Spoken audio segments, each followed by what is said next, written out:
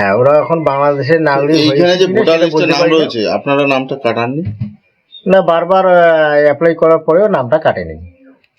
তারা কত বছর আগে এই ভারত থেকে বাংলাদেশে যায়? ওরা ছিট বিনিময় হওয়ার আগেই।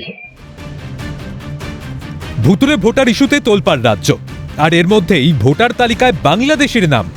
চাঞ্চল্য কোচবিহারের শীতলকুচির বড় কৈমারি গ্রাম পঞ্চায়েত এলাকায়। দীর্ঘদিন আগে সপরিবারে বাংলাদেশ চলে যাওয়া শফিকুল ইসলাম ও তার বাড়ির সদস্যদের নাম এখনও থেকে গিয়েছে ভোটার তালিকায়। তালিকা থেকে কেন কাটা যায়নি বাংলাদেশের নাম?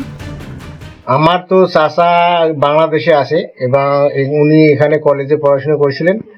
পড়াশোনা করার পর মাইগ্রেশন করে বাংলাদেশে গেছে।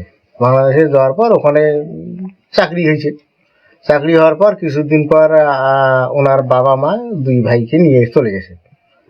চলে যাওয়ার পর এখন ওরা ওইখানে আছে।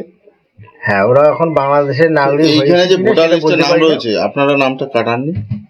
না, বারবার অ্যাপ্লাই করার পরেও নামটা কাটেনি। তারা কত বছর আগে এই ভারত থেকে বাংলাদেশে যায়? ওরা ছিট বিনিময় হওয়ার আগেই। একই দাবি তৃণমূলের টিকিটে নির্বাচিত বড় কৈমারি গ্রাম পঞ্চায়েত সদস্য কবির হোসেনের। তারপর আমি অনেক পঞ্চায়েত হওয়ার পরে আমি বিএলও সাহেবকে বলেছি নামগুলো কাটার জন্য, কাটাইনি। কি কারণে কাটাইনি এবং বিএলও সব ভালো করে জানে। প্রশ্ন উঠছে, কোন অদৃশ্য শক্তির জন্য তালিকায় থেকে যাচ্ছে বাংলাদেশি ভোটারের নাম?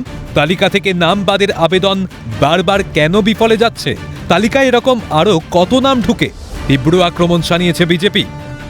এটা তৃণমূলের নেত্রী মমতা ব্যানার্জি যে কথা বলেছিল বা বলেছে যে ভুয়ো ভোটারের জন্মদাতা বা জননী সে হচ্ছে মমতা ব্যানার্জি। সেই জন্য আমরা চাই ভুয়ো ভোটারকে বাতিল করতে হবে, অনুপ্রবেশকারীদের বাতিল করতে হবে। যারা অবৈধভাবে এখানে রয়েছে নতুন করে প্রয়োজনে আরো একটা সার্ভে করা দরকার রয়েছে ভোটারদের, কারা প্রকৃতপক্ষে বাঙালি, কারা প্রকৃতপক্ষে ভারতীয়, এটা আমাদের আইডেন্টিফাই করা উচিত।